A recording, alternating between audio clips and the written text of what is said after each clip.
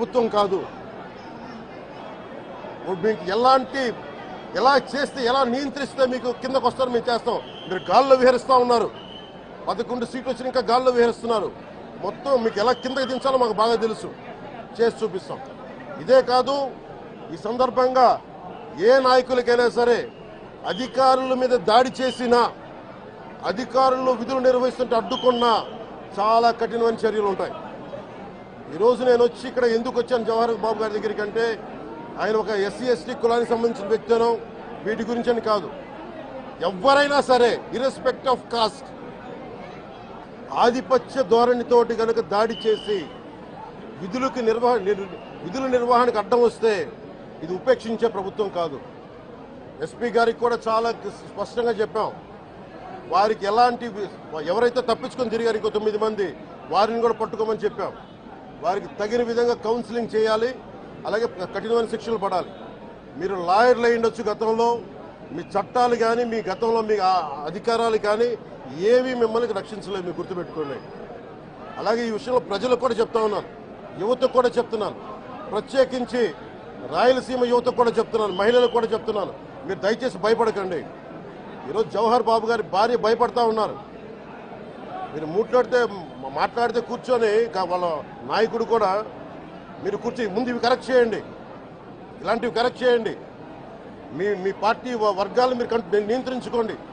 11 సీట్లు వచ్చినా ఇంకా మీరు దాడులు చేస్తూ ఉంటే మటుకు ఉపేక్షించే ప్రభుత్వం కాదు ఇది. అలాగే ముఖ్యంగా రాయలసీమ యువతకు చెప్తున్నాను, ఇలాంటి తప్పులు జరిగినప్పుడు, ఆధిపత్య అహంకారంతో దాడులు చేస్తున్నప్పుడు నిజంగా మీరు ఎదుర్కోండి, మేము అండగా ఉన్నాం మీకు.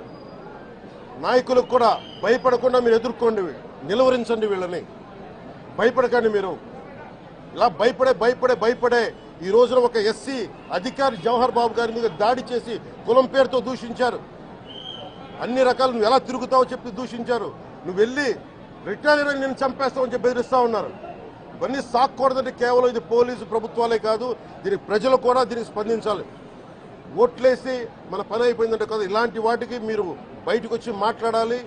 భవిష్యత్తులో ఇలాంటి నాయకులు మళ్ళీ ఎన్నికల్లో పాల్గొనాలంటే కూడా వాళ్ళకి భయం రావాలి. మీరు ఆ స్థితిలో ప్రజలు కూడా దీనికి అప్రమత్తంగా మీరు కూడా దీనికి బాధ్యత వహించండి. ప్రభుత్వం మీకు అండగా ఉంటుంది. అలాగే జవహర్ బాబు గారి భార్య ఒకటే భయపడుతూ ఉన్నారు. అయ్యా మేము నిస్సహాయతలో ఉండేవాళ్ళం, మేము ఎస్సీ మాల కులానికి చెందిన వాళ్ళం, మాకు భయాలు వేస్తున్నాయి, మాకు ఎవరు లేరు మాకు అండగా ఉంటే వాళ్ళకి ఇదే చెప్తున్నాను. మేము భరోసా ఇస్తున్నాం. పక్కనే కలెక్టర్ గారు ఉన్నారు, ఎస్పీ గారు ఉన్నారు, ఎమ్మెల్యే గారు ఉన్నారు, మిగతా జిల్లా సంబంధించిన నాయకులందరూ ఎమ్మెల్యేస్ ఉన్నారు, నాయకులు ఉన్నారు. మేము అందరి తరఫున మాటిస్తున్నాం.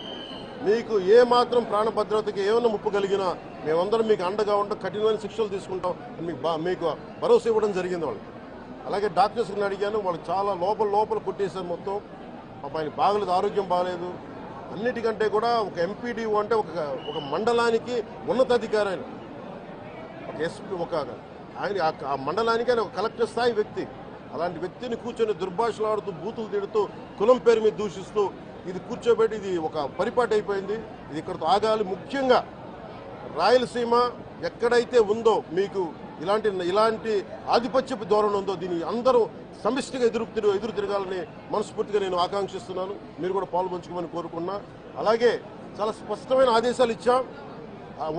పోలీసు ఉన్నతాధికారులకు కానీ, కలెక్టర్ గారికి కానీ, ఎమ్మెల్యే గారికి మొత్తం అందరం కూడా సమిష్టి ఒకటే నిర్ణయం తీసుకుని ఇలాంటి భవిష్యత్తులో రాకుండా, పునరావృతం కాకుండా ఉండాలని మనస్ఫూర్తిగా మేమందరం నిలబడి ఉన్న ఈ మాట మీద. అందుకని తెలియజేసుకుంటూ ఇప్పుడు గాలివీడు మండలంకి వెళ్ళి ఎలా జరిగింది వీటి మీద నేను అక్కడ మాట్లాడుతూ ఉన్నాను. అది కూడా కలెక్టర్ నా దృష్టికి తీసుకొచ్చారు. ఇందాక దారిలో నాగేంద్ర అనే ఒక రైతు దాదాపు 3 ఆయన కుటుంబ సభ్యులు బిడ్డలతో సహా భార్యను కూడా ఒక్క నిమిషం సంబంధం ఇది నా దృష్టికి దిగ్గని చెప్పారు నాకు. ఇది 2 అంశాలుగా మేము చర్చిస్తున్నాం. దాని ఇన్వెస్టిగేషన్ జరుగుతూ ఉంది.